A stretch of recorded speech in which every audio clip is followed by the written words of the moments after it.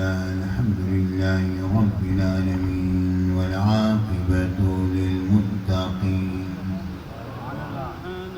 والصلاة والسلام على سيد المرسلين وعلى آله وصحبه وأهل بيته أجمعين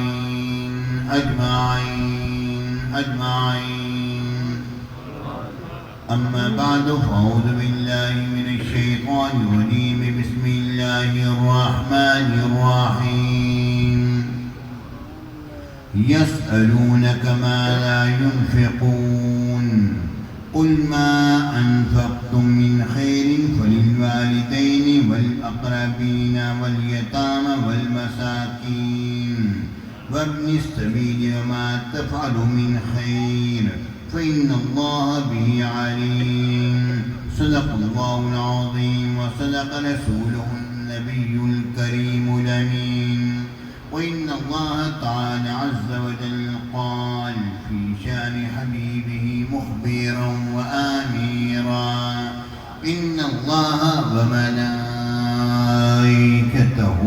يصلون على النبي يا أيها الذين آمنوا صلوا عليه وسلموا تسليما اللهم صل على سيدنا مولانا محمد المصطفى عديل الضوء وبحر الوفاء بديع الجمال وبحر الشفاء سيدنا أبي الزهراء وآله وبارك وسلم.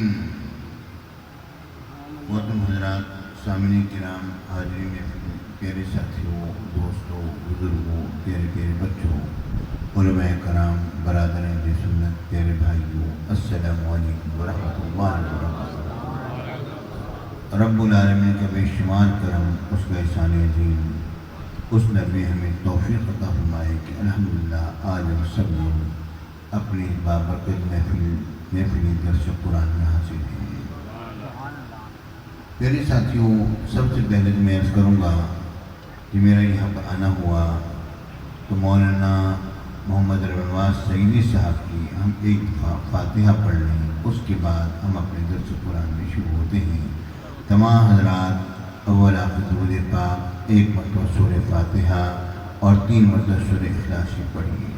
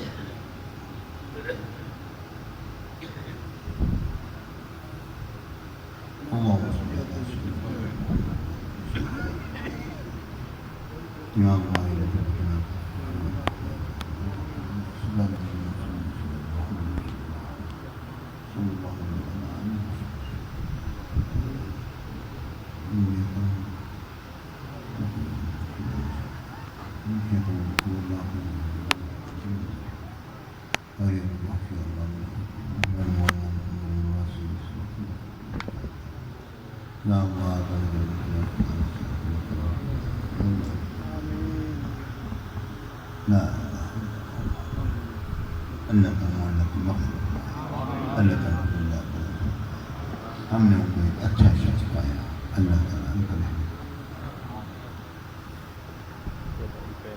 میرے ساتھیوں، جب میں یہاں پہنچا مفتی صاحب نے پوچھا کہ یہ پروگرام جو ہے کس سلسلے میں ہے. اصل میں کام اتنے زیادہ ہیں کہ کسی ایک طرف بھی ذہن کو متوجہ ہونا ذرا مشکل ہو جاتا ہے. مفتی صاحب نے فرمایا ایک درس قرآن ایسی صورت میں نے سوچا ایک درس قرآن کے سلسلے میں ایک موضوع آپ کو یہاں پر میں آج مکمل کرنے کی کوشش کرتا ہوں.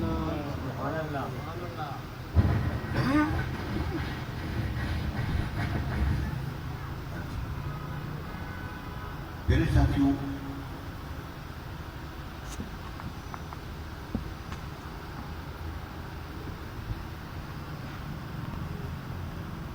اس وقت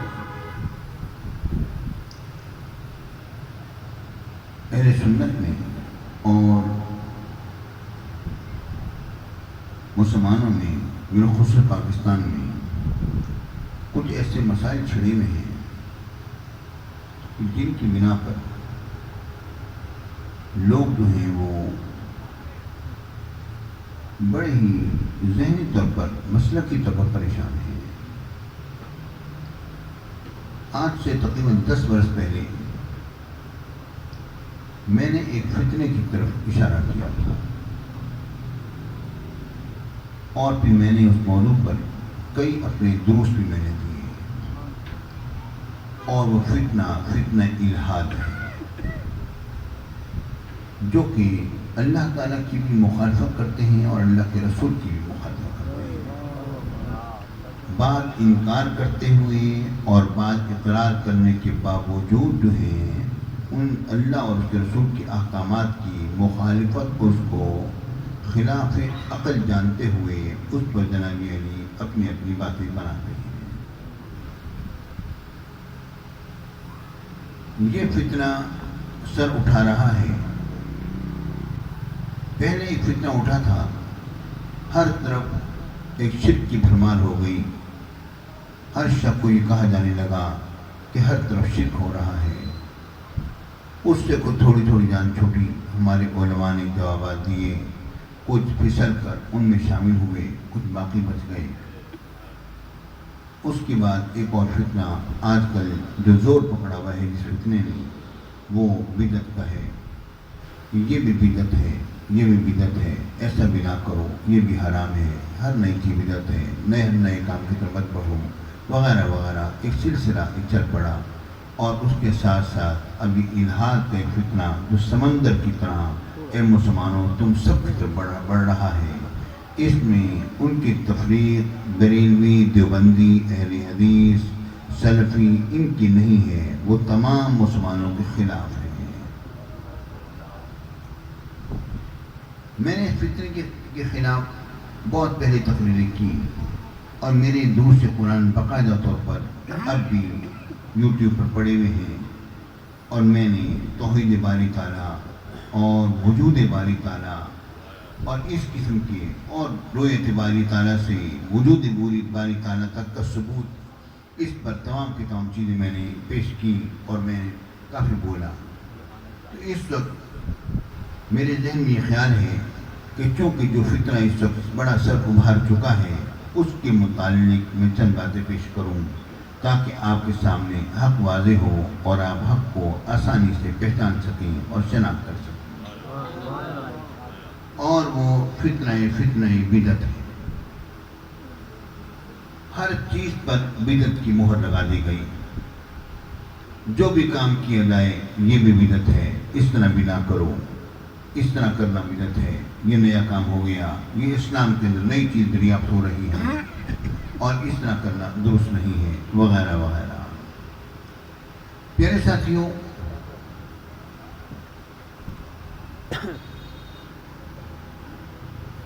میرے آقا رسول اللہ صاحب العلاق صلی اللہ علیہ وآلہ وصحبہ وجمیع امت وسلم نے فرمایا، ایاکم ومحدثات الامور، اپنے آپ کو نئے کاموں سے بچانا ہے، نئے کاموں سے اپنے آپ کو بچانا ہے۔ علیکم بسنتی وسنت الخلفاء الراشدین المہدیین، میرے طریقوں کو اپنانا اور میرے خلفاء راشدین کے طریقوں کو اپنانا ہے۔ کل محدثۃ بدعہ، ہر نئی بدعت ہے، وکل بدعۃ ضلالہ، اور ہر بدعت گمراہی ہے، اور ہر بدعت گمراہی ہے، اور ہر گمراہی جہنم میں لے کر جانے والی ہے۔ میرے ساتھیوں، اس کے بارے میں ہم نے یہ کہا کہ یہ مدارس کا بنانا، یہ مروجہ طریقہ تعلیم، یہ حضور کے زمانے میں نہ تھا، سب یہ بعد میں ہوا۔ اس کے بارے میں کہتے ہیں یہ دین کو سپورٹ کرنے والی چیزیں ہیں، یہ دین نہیں ہے۔ میرے ساتھیوں، بڑی عجیب سی بات ہے کہ جو چیزیں دین کو سپورٹ کریں ان کو تم دین میں شامل نہیں کرتے ہو اور کہتے ہو کہ ان سے ہماری گفتگو نہیں ہوگی، گفتگو ان چیزوں سے ہوگی جو کہ تم نے دین کے اندر نئی چیزیں شامل کی ہیں۔ تو میں یہ بات پوچھنا چاہتا ہوں کہ میلاد النبی شریف جو ہے وہ کیا دین کو سپورٹ کرنے والی چیز نہیں ہے؟ جب آقا کا میلاد منایا جاتا ہے تو کیا سیرت طیبہ میرے آقا کی بیان نہیں ہوتی اور ولادت مصطفیٰ کا تذکرہ نہیں ہوتا اور قرآن و حدیث کا بیان کیا اس میں نہیں ہوتا؟ کیا اس کے ذریعے سے دین کو سپورٹ نہیں ہوتی ہے؟ دین کو سپورٹ کرنے والی چیزوں کو جب تم جائز قرار دیتے ہو تو ایسی صورت میں ہر وہ چیز جو کہ دین کو سپورٹ کر رہی ہے اس کو جائز قرار دو، تو میلاد النبی شریف جو ہے وہ بھی تو دین کو سپورٹ کرنے والی چیز ہے۔ اور چہلم اور گلخانی یہ بھی تو دین کو سپورٹ کرتی ہیں، اولیاء کرام کے آراء وہ بھی تو دین کو سپورٹ کرتے ہیں۔ نہیں، یہ بات یہ ہے کہ تم نے یہ چیزیں ثواب سمجھ کے کی ہیں، اس لیے یہ چیز جو ہے تم نے چونکہ اس کو ثواب سمجھا ہے اس لیے یہ بدعت ہے۔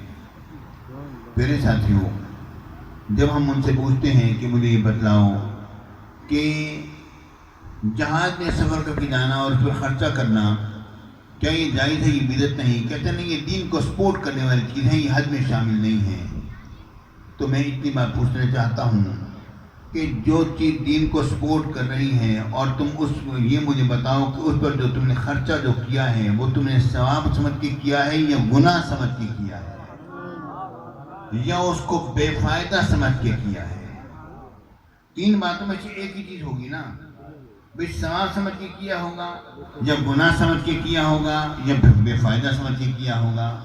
اب جب تم یہاں سے حج کرنے روانہ ہوئے ہو تو یہ مجھے بتلاؤ تم نے یہ جو خرچہ جو کیا ہے وہ تمہارے ثواب کے نامہ اعمال میں لکھا جائے گا یا گناہ میں یا بے فائدہ میں؟ کدھر لکھا جائے گا؟ کہاں لکھا جائے گا؟ ماننا پڑے گا کہ ثواب میں، گناہ نہیں ہے، بے فائدہ بھی نہیں ہے ثواب میں۔ جب تم لوگ خرچہ کرو حج پر اور وہ جنابی علی اس کا ثبوت جو ہے اس کا خرچہ نامہ تمہارے اچھے نامہ اعمال میں لکھا جائے اور کا ثواب ملے، دین کو سپورٹ کرنے والی چیزوں کا اگر ثواب مل سکتا ہے تو میلاد النبی شریف کا ثواب کیوں نہیں مل سکتا؟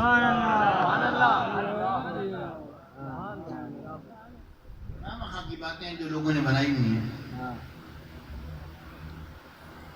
میرے ساتھیوں، یہ نہیں کہا کرتے، میری بات سن، جو بات میں کہنا چاہتا ہوں میری بات سن، میں کہنا چاہتا ہوں تھوڑی سی دیر بھی آتا ہوں، آپ ساری محفل کو بگاڑ دو گے اس طرح، کوئی نہ اٹھے ان جگہ سے۔ اللہ نے مجھے دو موقع روٹی دی بھی ہے۔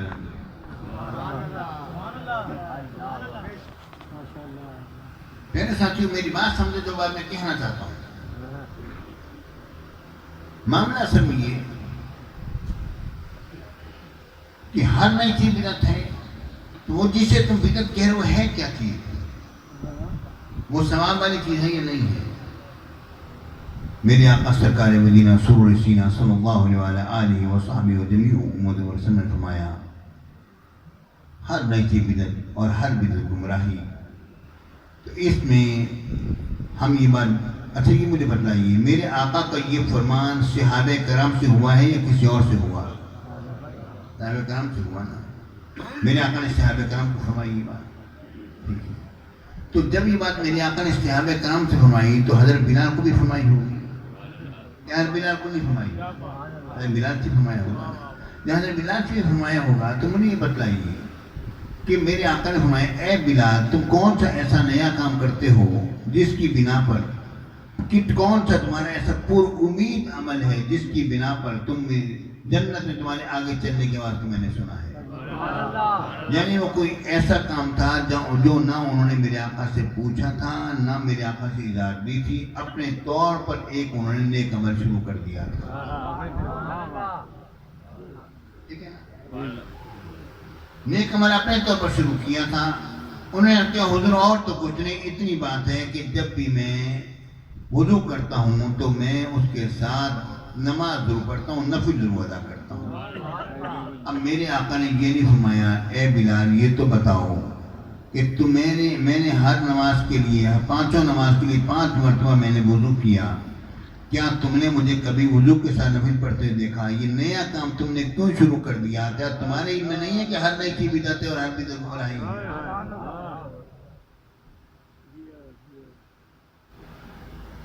اب اس پر یہ کہا جاتا ہے، بات اصل میں یہ ہے کہ رب العالمین نے فرمایا، قرآن مجید میں آتا ہے الیوم اکملت لکم دینکم واتممت علیکم نعمتی ورضیت لکم الاسلام دینا۔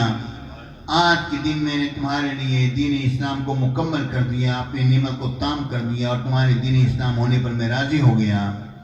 جب دین مکمل ہو گیا ہے تو اب اس میں کوئی کمی اور اضافے کی گنجائش ہی نہیں، تو تم نے یہ اضافے کیوں کیے ہوئے؟ جب دین مکمل ہو گیا ہے تو اس میں کمی اضافے کی گنجائش ہی نہیں ہے۔ یہ تم نے آراز شروع کر دیے، میلاد النبی شروع کر دیا، یہ شروع کر دیا، یہ تم نے جو کیا ہے، دین تو مکمل ہو گیا ہے۔ پیارے بھائیوں، اگر اتنی بات ہے تو مجھے یہ تو بتاؤ کہ یہ آیت کب نازل ہوئی؟ کیا یہ آخری آیت ہے؟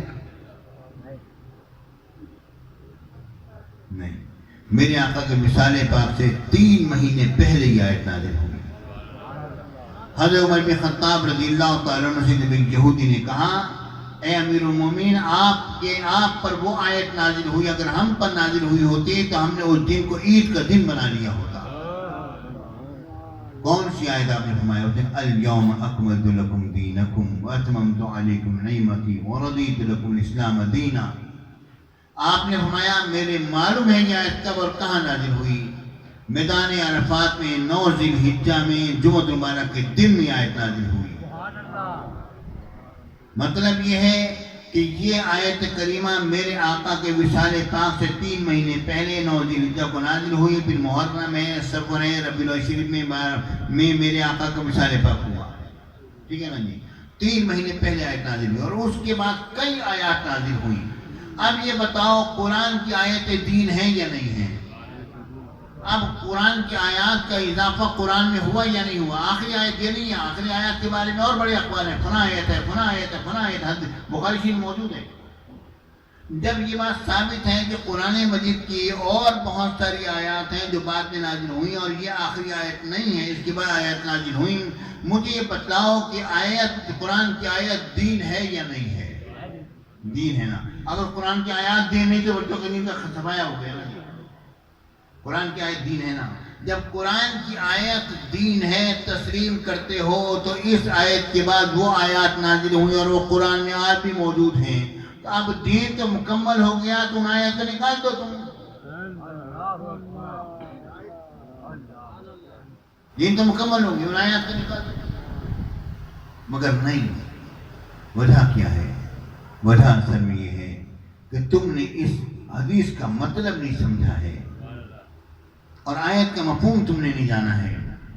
دین اسلام تو مکمل ہو گیا تھا کیونکہ نماز کے احکامات آ چکے اور جناب علی روزوں کے اور فرائض اور حج کا سلسلہ جو تھا وہ میرے آقا نے خود اس کو عملاً بیان کر دیا اور سارے معاملات ہو گئے۔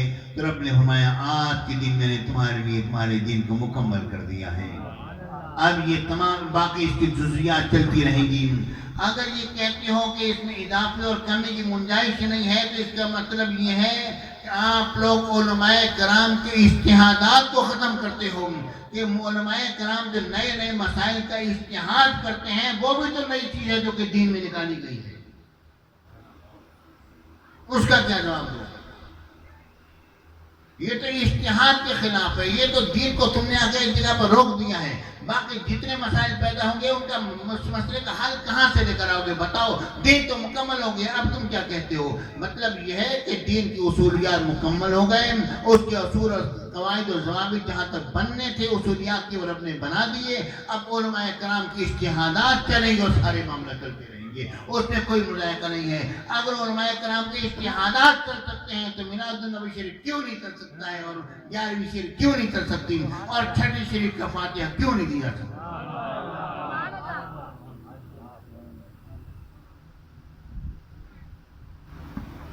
اور میرے آقا حضور علیہ الصلوۃ والسلام نے فرمایا من سن فی الاسلام سنت حسنہ، جس نے اسلام میں کوئی اچھا طریقہ نکالا اسے اس کا اجر ملے گا، اور جو بعد میں آنے والے لوگ اس پر عمل پیرا ہوں گے ان کا بھی ثواب جو ہے انہیں بھی پورا ملے گا، پہلے کو ملے گا، پہلے نے طریقہ نکالا۔ مطلب یہ ہے میرے آقا فرما رہے ہیں یہ نئے طریقے نکلے، اگر اچھے طریقے نکلتے ہیں تو کوئی مذائقہ نہیں اس میں۔ اس کا پھر کیا جواب دو؟ اس کا جواب دیتے ہیں، کہتے ہیں بات یہ ہے کہ یہ نئے طریقے دین کے اندر نہیں ہیں، یہ نئے وہ طریقے ہیں جو کہ معاشرے کے نئے طریقے، اچھے طریقے نکالنا، یہ بات ہو رہی ہے۔ اگر یہ بات کہو گے تو تمہاری بات حدیث پاک کے خلاف ہے۔ حدیث پاک میں آتا ہے من سن فی الاسلام، جس نے اسلام میں کوئی نیا طریقہ نکالا ہے، من سن فی الاسلام میں سنت حسنہ، جس نے اسلام کے اندر کوئی اچھا طریقہ نکالا۔ یہ اسلام کی بات ہو رہی ہے پیارے بھائیوں، یہ آپ ہمارے رہن سہن کی بات نہیں ہو رہی، یہ دین کی بات ہو رہی ہے، دین کے اندر اچھا طریقہ نکالا۔ نہیں جی، اس کا مطلب یہ ہے کہ وہ سنت جو حضور علیہ السلام کی سنتیں تھیں پھر وہ متروک ہو گئیں، بعد میں آ کر کسی نے اس مردہ سنت کو زندہ کر دیا، اس کے لیے یہ بات ہے کہ جناب اسے پورا ثواب ملے گا، کیونکہ اس نے اس متروک سنت کو اس نے زندہ کیا ہے، اس لیے یہ بات ہے۔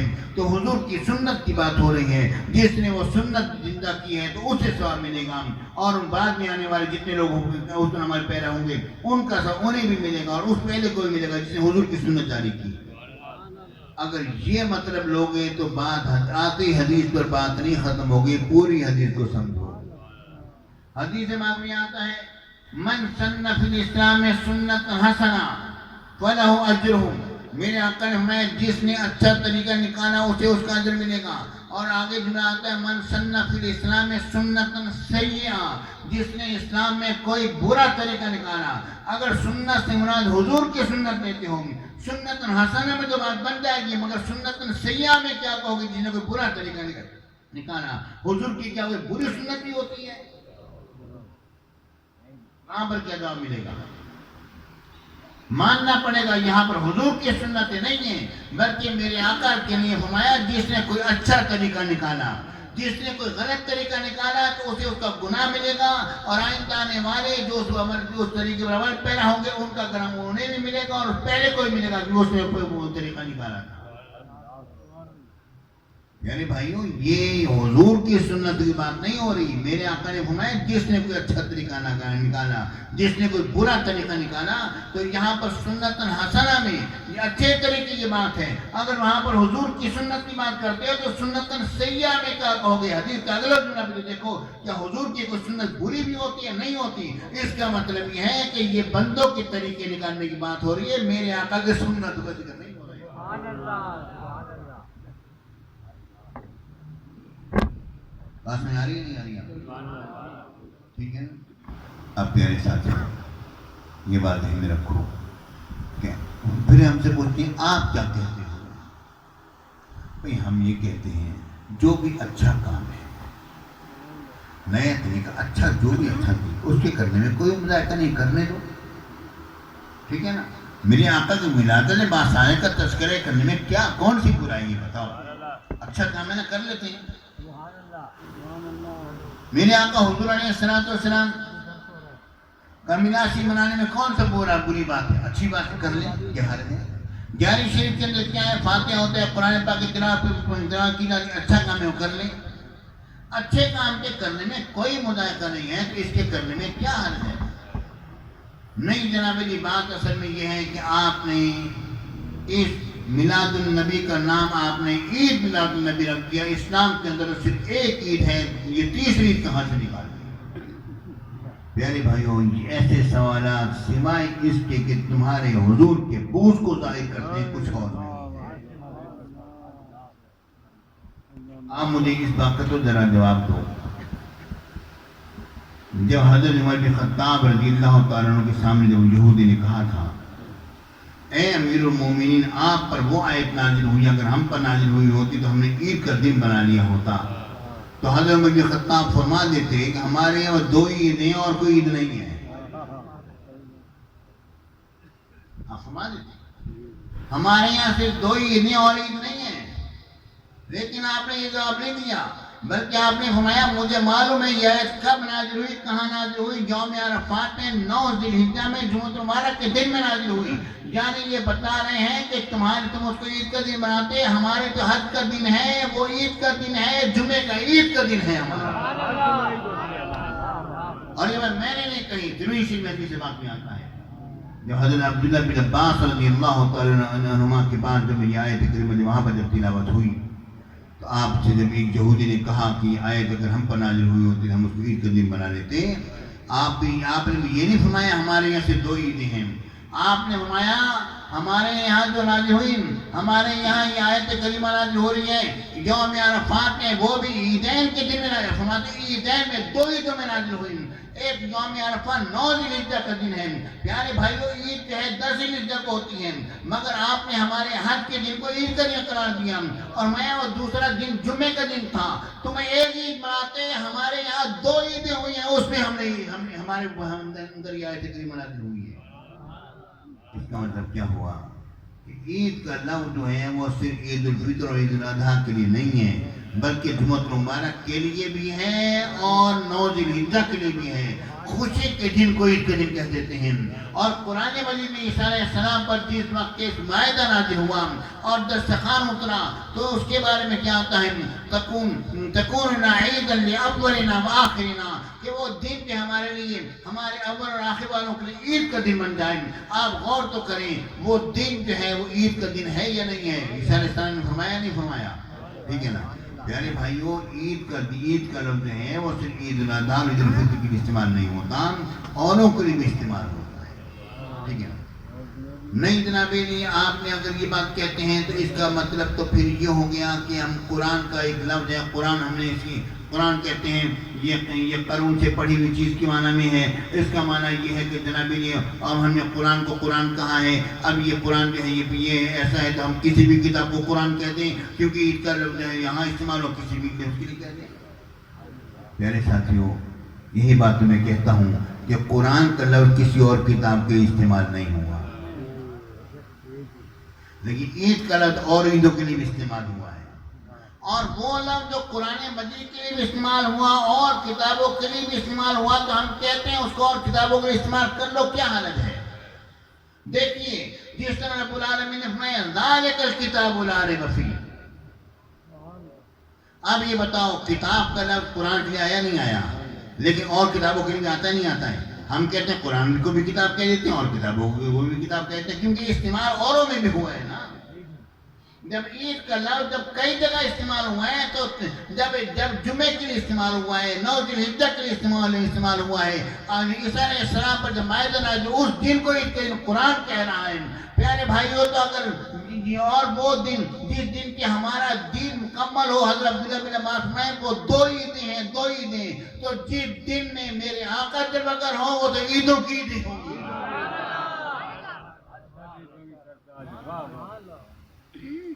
وہ تو بے شمار عیدوں کا دن ہو۔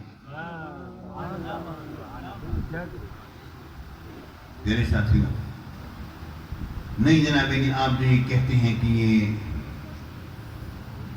اب بات سمجھ آئی نہیں آئی؟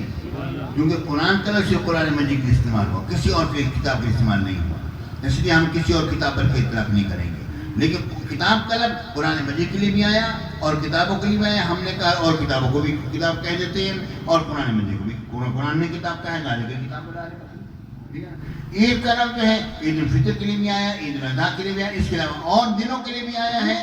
ایسی صورت میں ہم نے کیا کیا، ہم نے کہا کہ ہم حضور کی ولادت میں باصادہ کے دن کو بھی عید کا دن کہیں گے، عید میلاد النبی، کیونکہ جس دن کے اندر قرآن ہمارا دین مکمل ہو وہ 2 عیدیں، تو حضور علیہ السلام کے لیے ہم نے کیا کہا، ہم نے سے عید میلاد النبی شریف نہیں کہا، ہم نے کہا جشن عید میلاد النبی۔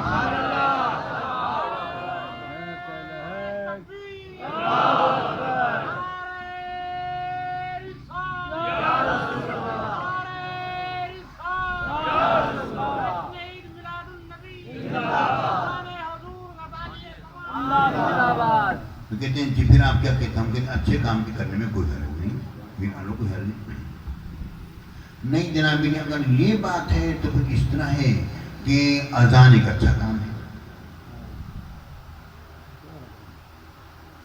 اذان ایک اچھا کام ہے، اچھا کام ہے نہیں؟ تو کہتے ہیں جناب نے پھر عید کے لیے بھی اذان دے دو، جنازے کی نماز کے لیے اذان دے دو، اچھا کام ہے، کرنے میں کیا حرج ہے؟ میرے ساتھیوں یہ بات بھی تمہاری نہیں بنے گی۔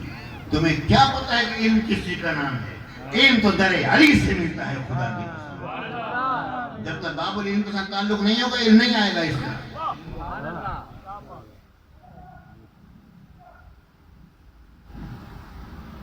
میرے ساتھیوں غور سے سنو، اللہ اکبر۔ ہم یہ کہتے ہیں کہ عید کی نماز کے لیے اذان نہیں، جنازے کے لیے نہیں، لیکن جب ہم غور کرتے ہیں تو اذان ہوئی کس لیے ہے؟ پیارے بھائیوں، جس وقت کے لوگوں نے یہ دیکھا مدینہ منورہ میں جب آئے، الحمدللہ مسلمانوں کی پوری ایک سلطنت، نعرے تکبیر، نعرے رسالت، نعرے تحقیق، نعرے حیدری، جشن عید میلاد النبی، فیضان حضور غزالی زمان، فیضان حضور غزالی زمان۔ میرے ساتھیوں، جب میرے آقا مدینہ منورہ میں تشریف لائے، اب صحابہ کرام کھلم کھلا نمازیں پڑھنا، مسجد کی تعمیر بھی ہو گئی، ٹھیک ہے نا؟ اب صحابہ کرام نماز کی جمع ہو گئی، اب کچھ صحابہ گھر میں بیٹھے ہیں، اب ان کو کیسے بلایا جائے؟ کچھ نے کہا یہ بات یہ ہے کہ نصارہ کی جو گھنٹی بجتی ہے نا، اس طرح ہم گھنٹی بجائیں۔ ہر کے ذہن میں خیال آیا، لیکن صحابہ کرام جان گئے نہیں، نصارہ کے طریقے کو ہم نہیں اپنائیں گے، ہم عیسائیوں کے غلام نہیں بنیں گے، امریکہ کے غلام ہم نہیں بنیں گے، یعنی گھنٹی وہ نہیں بجائیں گے۔ کسی نے کہا جی یہود کا بوق ہوتا ہے، توت ہوتا ہے، وہ بجایا جائے، کہ نہیں وہ طریقہ بھی نہیں لیں گے کوئی اور۔ کسی کو آگ جلائیں تک دھواں آئے گا، لوگوں کو پتہ چل جائے گا اذان کی نماز کے لوگ جمع ہو گئے آ جائیں گے، نہیں، یہ بھی یہودیوں، یہ مجوسیوں کو طریقہ یہ بھی نہیں۔ اب کیا کھیلے ہیں؟ حضرت عبداللہ بن زید رضی اللہ عنہ حاضر ہوتے ہیں، یا رسول اللہ، میں نے خواب میں دیکھا حضور آسمان سے فرشتہ اترا ہے، اس نے اذان کہی ہے۔ میرے آقا نے فرمایا ٹھیک ہے، آپ کھڑے ہو جائیے، آپ دہراتے جائیں، بلال کی آواز بلند ہے، اونچی آواز میں اذان دیں گے۔ جس نے کوئی اچھا طریقہ نکالا اسی اس کا اجر ملے گا۔ قیامت تک آنے والے جتنے بھی لوگ اس پر عمل پیرا ہوں گے، سب کا ثواب ان کو بھی، ان سب کا ثواب اس کو بھی۔ اب ساری اذانیں دنیا جہان میں جہاں کہیں پر ہو رہی ہیں، سب کا ثواب حضرت بلال کو۔ حضرت بلال کو اذان کرنے والے سیدنا صدیق اکبر، ان کا سارا تھا سیدنا صدیق اکبر کو۔ اب کون پہنچے سیدنا صدیق اکبر کی حضرت کو؟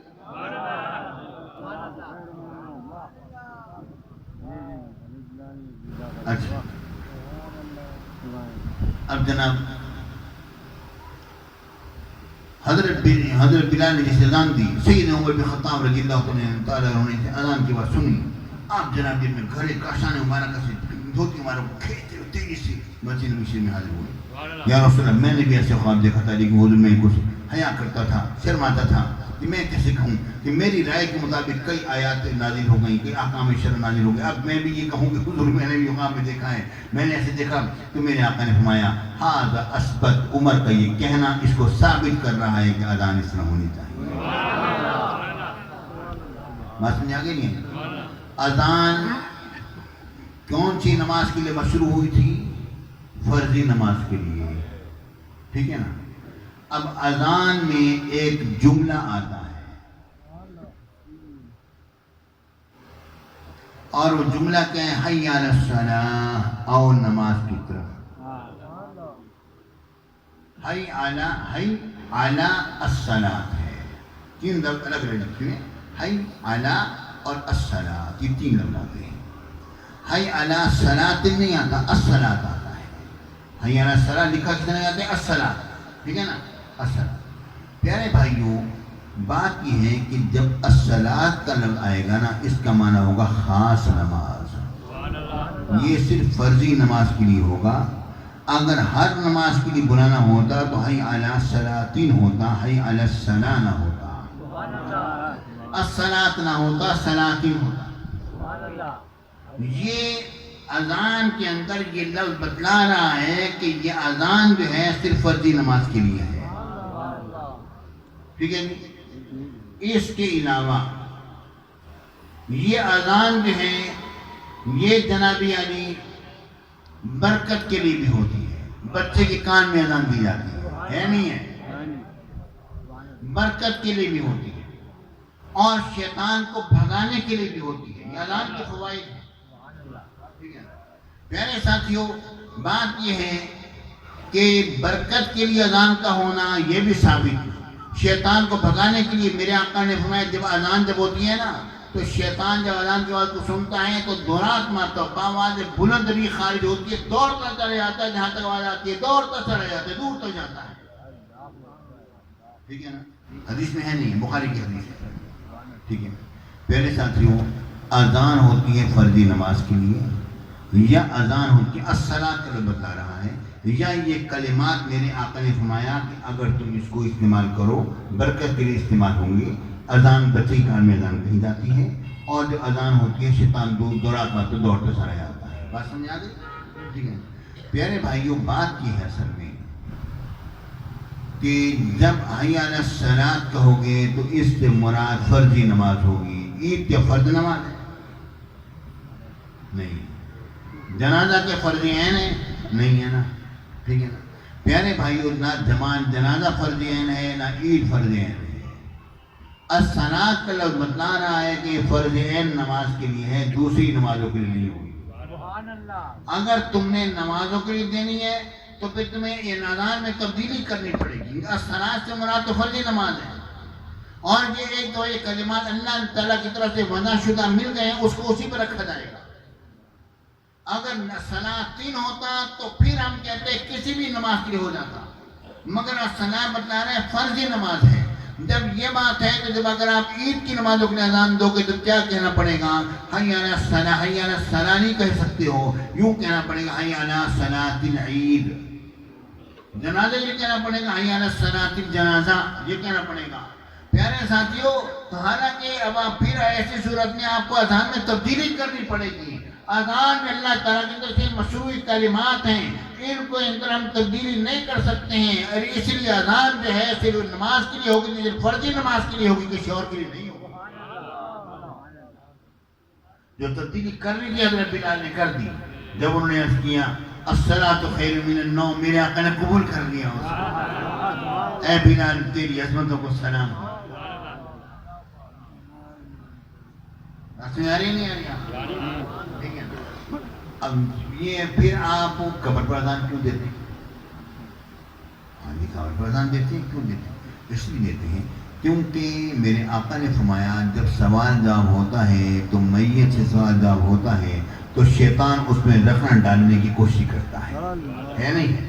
اور حدیث پاک میں آتا ہے کہ میت جانے والے لوگوں کی جوتیوں کی چاپ کی آواز کو بھی سنتی ہے، آواز کو سن رہی ہے۔ اور یہ بھی آتا ہے جو آتا ہے میت کو پہچانتی بھی ہے کون آیا ہے کون گیا ہے، حدیث میں ہے نہیں ہے؟ اے سنیے، یہ ہر بات حدیث میں موجود ہے۔ اب ہوتا کیا ہے، ہم نے یہ کہا کہ جب میت کو دفنا دیں گے تو چونکہ اذان ہوتی نماز، اذان یا تو فرضی نماز کے لیے ہوگی یا برکت کے لیے ہوتی ہے۔ جب برکت کے لیے ہوتی ہے تو ہم یہاں پر اذان دیں قبر پر، کیونکہ میت تو دیکھ بھی رہی ہے، میت سن بھی رہی ہے۔ جب اذان ہوگی شیطان دورات مارتا ہوا دوڑتا ہوا نکلے گا تو میت جان لے گی اب یہ لوٹ کر آئے گا، اس کی کہی میں نہیں آنا ہے مجھے۔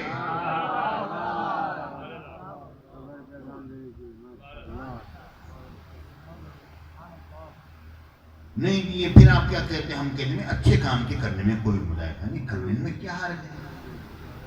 اگر کوئی حرج نہیں ہے تو اس طرح کرتے ہیں کہ جناب علی پھر ہم زور کی 4 کے بجائے 6 رکعتیں پڑھنے تو کوئی حرج ہے؟ اعتراضات زور کی 4 جو 6 رکعتیں پڑھ، اچھا کام ہے نا، اضافہ ہی ہو رہا ہے نا۔ آپ نے یہ تو کہا نا اچھے کام کا اضافہ کرتے تو کوئی حرج نہیں ہے۔ مغرب کے اندر 1 رکعت اور پڑھا تو 4 پوری کر دو، اچھا کام ہے، کیا حرج ہے؟ فجر کے اندر 2 فرضوں کے بجائے اس کے ساتھ جناب تم اور اضافہ کر دو، 4 رکعتیں پڑھ دو، کیا حرج ہے؟ میرے ساتھ یہ بات بھی نہیں بنے گی۔ وجہ یہ کہ یہ تم جو مغالطہ دیتے ہو نا، یہ سنیو ہمارے بھولا بھالا سنی اس مغالطے میں آ جاتا ہے، اب نہیں آئے گا۔ وجہ کیا ہے؟ بات اصل میں یہ ہے کہ انہوں نے جو مستحب ہے اس کو ملا دیا فرض کے ساتھ۔ میرے آقا حضور علیہ السلام نے جب یہ ارادہ کیا کہ جیسے ظہر کے 4 فرض ہیں اس کے ساتھ میرے آقا چار نفل ادا فرمائے، تو میرے آقا نے اس کو الگ ادا فرمایا ہے، فرضوں کے ساتھ ملایا نہیں مگر اس کے ساتھ الگ کر کے ادا کر دیا۔ ظہر سے پہلے 4 سنتیں ہیں نہیں ہیں، 4 سنتیں کیا ہیں؟ حضور نے جو نفل پڑھے وہ سنت ہیں نا۔ میرے آقا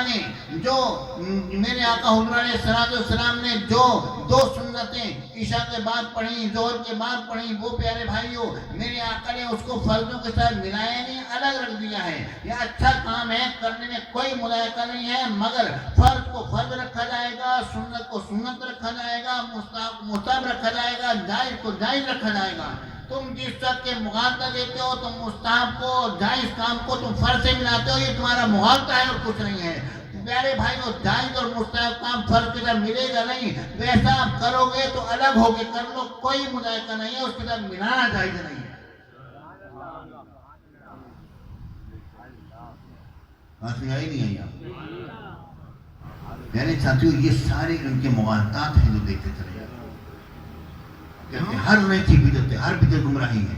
یعنی ساتھیو یہ ہمیں ہی پتہ ہے ہر نئی چیز بدعت ہے، لیکن یہ بات ہے کہ میرے آقا کا فرمایا آنے کا مقصد کیا ہے؟ اب ذرا غور سے سنو۔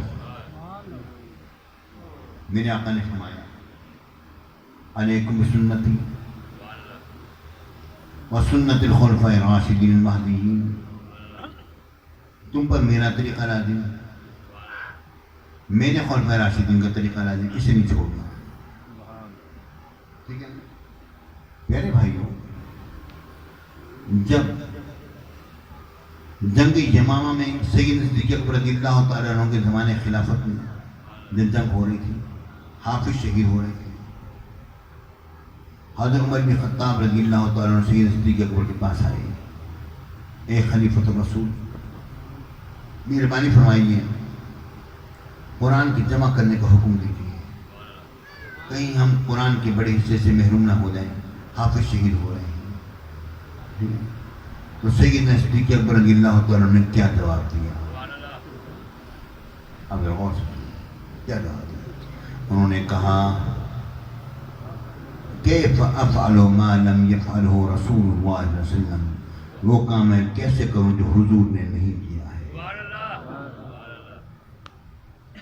جو حضور نے نہیں کیا وہ کام میں کیسے کروں۔ اب حضرت عمر بن خطاب رضی اللہ تعالیٰ عنہ اس کے 2 جواب دے سکتے تھے۔ کیا سکتے تھے حضور؟ بات یہ ہے کہ یہ کام حضور کے زمانے میں ہوا تو ہے نا، حضور نے لکھوایا تو ہے، کس نے چمڑے پر لکھ لیا، کس نے پتھر پر لکھ لیا، کس نے کہیں لکھ لیا، کوئی حرج نہیں ہے، ایک کام ہوا ہوا ہے، نیا کام نہیں ہے۔ اب یہ نہ کہ حضور نے نہیں کیا تو میں کیسے کروں، انہوں نے یہ جواب نہیں دیا۔ وہ یہ جانتے تھے کہ سیدنا صدیق اکبر رضی اللہ تعالیٰ عنہ یہ بات جان رہے ہیں کہ حضور نے یہ کام نہیں کیا، یہ نیا کام ہے۔ انہوں نے یہ نہیں کہا کہ یہ کام تو ہوتا چلا ہے، بلکہ انہوں نے سیدنا صدیق اکبر رضی اللہ تعالیٰ عنہ کی اس بات کو برقرار رکھا۔ حضور یقیناً یہ نیا کام ہے، بات صحیح ہے، لیکن انہوں نے کہا ہذا خیر، حضور یہ اس میں کرنے میں کیا حرج ہے، اچھی بات ہے۔ ہم کیا وہ یہ بھی کہہ سکتے تھے حضور کوئی بات نہیں، اگر حضور نے نہیں بھی کیا تو کوئی حرج نہیں ہے۔ حضور علیہ السلام کی شادی گرامی ہے، علیکم بسنتی وسنت الخلفاء الراشدین المہدیین، میرے طریقے پر چلو، میرے خلفاء راشدین کے طریقے پر چلو۔ اب ہم تو جو بھی کر دیں گے وہ ٹھیک ہو جائے گا، ہم جو کریں ٹھیک ہے، ختم ہو گیا معاملہ۔ حضور ہم پر تو کوئی اعتراض نہیں، حضور کی حدیث موجود ہے، انہوں نے یہ بات بھی نہیں کہی۔ کیوں؟ وہ یہ بات جانتے تھے کہ ہمیں بھی جو کچھ کرنا ہے ہمیں سرکار مدینہ کے سنت طیبہ کے اور فرامین عالیہ کے اندر رہ کر کرنا ہے۔ ہم سے کوئی ایسا کام نہیں ہوگا جو حضور جو دین کی مخالفت میں ہو یا حضور علیہ السلام کی سنت طیبہ کے خلاف ہو، ہم سے کوئی ایسا کام نہیں ہوگا۔ حضور نے جو فرمایا ہے کہ میرے طریقے اور میرے خلفاء راشدین کے طریقے کو اپناؤ، یعنی میرے آقا نے خلفاء راشدین کے نئے نئے طریقوں کی بھی ضمانت دی ہے۔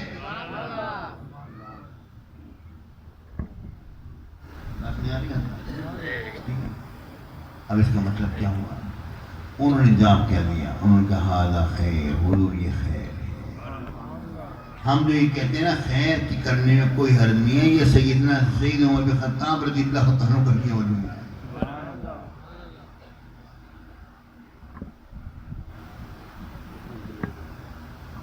میرے ساتھیوں، پھر سیدنا صدیق اکبر رضی اللہ تعالیٰ عنہ بار بار کی تکرار کے بعد کیا کہا؟ کہا شرح اللہ صدری بما شرح صدر عمر، اللہ نے میرے سینے کو اس کام کے لیے کھول دیا جس کام کے لیے عمر کے سینے کو کھولا تھا۔ یعنی اب یہ جو عمر جو کہہ رہے ہیں ہذا خیر، یہ اللہ کی طرف سے تھا۔ اب اللہ نے یہی بات میرے دل میں ڈال دی ہے، یہ میری اور عمر کی بات نہیں ہے، اللہ کی بات ہے۔ ہذا خیر، ٹھیک ہے؟ بلاؤ بھائی زید بن ثابت کو بلاؤ، وہ نوجوان ہیں، وہ یہ بیڑا اٹھائیں گے اور قرآن پاک کو جمع کریں گے۔ حضرت زید بن ثابت رضی اللہ تعالیٰ کو بلایا گیا، انہیں کہا کہ یہ کام کرنا ہے۔ انہوں نے کہا کیف تفعلان ما لم یفعل رسول اللہ صلی اللہ علیہ وسلم، آپ وہ دونوں ایک ایسا کام کر سکتے ہیں حضور نے نہیں کیا۔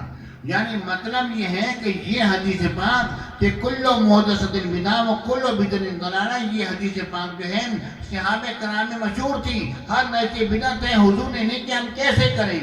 لیکن اس کے صحیح مفہوم کو کی وضاحت کون کر رہے ہیں؟ اب پہلے حضرت عمر بن خطاب نے سیدنا صدیق اکبر سے کہا تھا ہذا خیر، اب سیدنا صدیق اکبر حضرت زید بن ثابت سے کہتے ہیں ہذا خیر، اس کے کرنے میں کوئی مذائقہ نہیں ہے۔ اب حدیث پاک کا صحیح مفہوم پیش ہو رہا ہے، اس کے کرنے میں کوئی مذائقہ نہیں، کرنے میں کوئی حرج نہیں ہے، کرنے میں کوئی حرج نہیں ہے۔ آنا ہے جب یہ بات سامنے آئی میرے ساتھیوں، بات واضح ہو گئی، اے سنیو تمہارا یہ جملہ ہے، جو کام خیر کا ہو اس کے کرنے میں کوئی مذائقہ نہیں ہے۔ جس نے اچھا طریقہ نکالا اسے اس کا اجر ملے گا، اور جس نے برا طریقہ نکالا اسے اس کو گناہ ملے گا۔ ہم یہ کہتے ہیں اچھے کاموں کے کرنے میں کوئی حرج نہیں ہے۔ ہم نے کہا کہ دیکھو میلاد النبی شریف، عید میلاد النبی، جشن عید میلاد النبی شریف حضور کا ہوگا، صحابہ کرام کے ایام منائے جائیں گے، اور اس کے بعد ہم نے کہا اولیاء کرام مقتدر ہستیاں حضور غوث اعظم جیسے کون ہوگا، سبحان اللہ، ان کی 11ویں منائی جائے گی۔ پیارے ساتھیوں، پھر ہم نے کہا کہ جناب علی خواجہ غریب ماں کی 6ویں شری منائی جائے گی۔ صرف ہو وہی رہا ہے، ہر اچھا کام ہو رہا ہے۔ اور پھر ہم نے کہا کہ مومنین کی ہم برسی کریں گے، اولیاء کرام کی ہم آراس کریں گے، ہر ایک درجہ بندی کی بھی ہے نا، کسی کو کسی ملائیں گے نہیں نا۔ اب ہم یہ نہیں کہیں گے حضور غوث پاک کا جشن ولادت غوث اعظم منایا جا رہا ہے، یوں نہیں کہیں گے، ہم کہیں گے حضور غوث پاک 11ویں شری ہو رہی ہے۔ ہم نے اپنے شیخ، اپنے مرشد غزالی زماں کے 7 سالہ ہم نے جشن منایا ہے، 7 سالہ غزالی زماں کانفرنس منائی گئی، لیکن اس کو ہم نے یہ نہیں کہا کہ جشن ولادت غزالی زماں نہیں کہا۔ جشن کا لفظ عام لفظ ہے، وہ تو کوئی بھی خوشی کے موقع پر بول دیا، مگر ولادت کے ساتھ ملاؤ گے تو حضور کے ساتھ مل جائے گا۔ بات میں آئی نہیں آئی ہے؟ آپ لوگ آئے تھے، ہم لوگ نہیں ہوئے تھے 1913 میں، 2013 میں آپ لوگ سب آئے تھے۔ کتنا بڑا اجتماع تھا میرے ساتھ، لاکھوں کا اجتماع تھا وہاں پر، الحمدللہ۔ میرے ساتھیوں، اب ایک بات آخر میں اور بھی کر دوں تاکہ بعد میرے خیال میں مکمل ہی ہو جائے تو اچھی بات ہے۔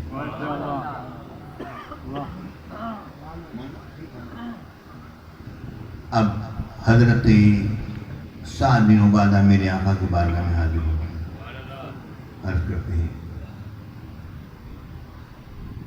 یا رسول اللہ، میری ماں کا انتقال ہو گیا، حضور اگر میں ان کے لیے سارے ثواب کروں، کچھ صدقہ تو ثواب پہنچے گا، میرا خیال وہاں پہنچے گا۔ انہیں پورا باغ اپنے ماں کا نام کا کر دیا۔ میرے نبی نے یہ نہیں فرمایا اے سعد کیسی بات کرتے ہو، کتنے صحابہ شہید ہوئے، کتنے لوگ میرے عزیز و اقارب سے دنیا سے گئے، کسی نے اشارے ثواب کی بات نہیں کی، کسی نے صدقے کی بات نہیں کی، آپ یہ نیا طریقہ کیوں نکالتے ہیں؟ حضور نے یہ بات نہیں فرمائی۔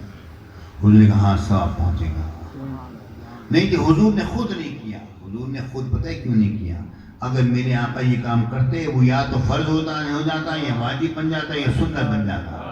پیارے بھائیوں میرے آقا ہر شخص کو اس کی صورت کو چھوڑنا چاہتے تھے. جس کی جتنی فرصت ہوگی اس حساب سے وہ کر لے گا, جب ہوگی کر لے گا.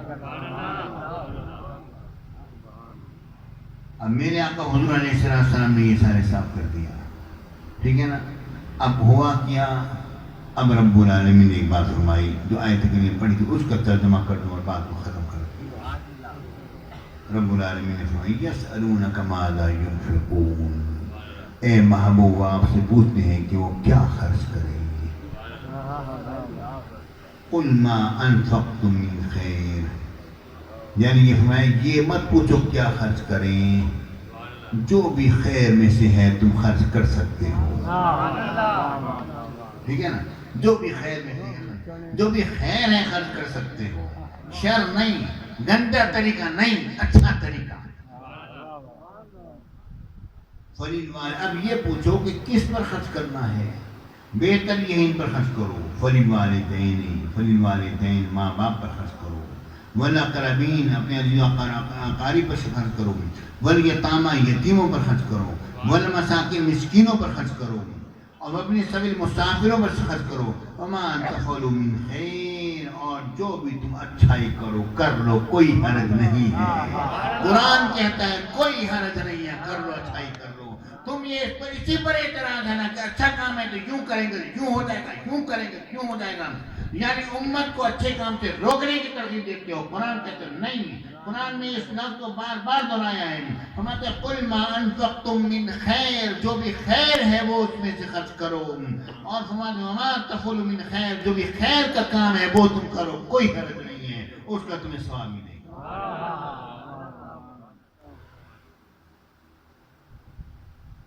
تو قرآن کا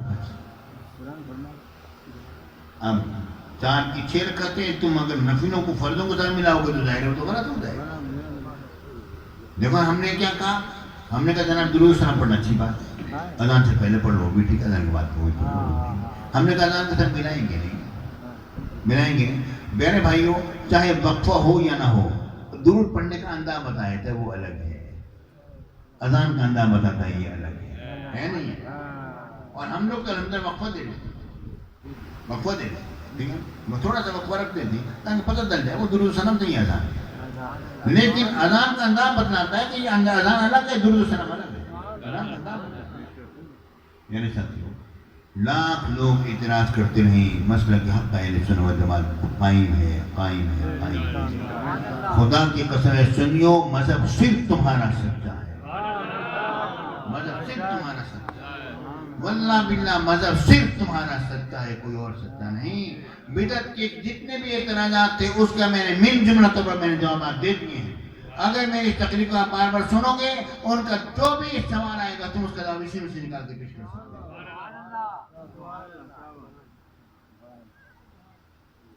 میرے جناب کی بارگاہ میں دعا ہے یا اللہ کچھ رہے یا نہ رہے, عشق مصطفیٰ رہے, حب مصطفیٰ رہے, غلامی مصطفیٰ باقی رہے. اور آپ کا نام کیا ہے؟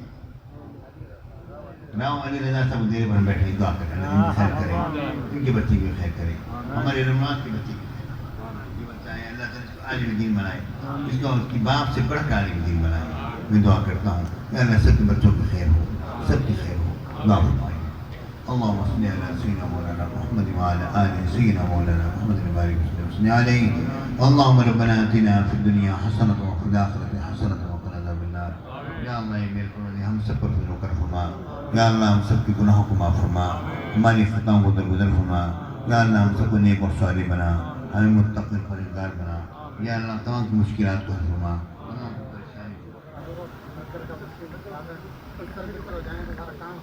ماشاء اللہ ضرور اللہ تعالیٰ کرم. اللہ یا اللہ میرے پاس سب پر کرم. چلو بھائی آپ لنگر سے کو تقسیم کریں.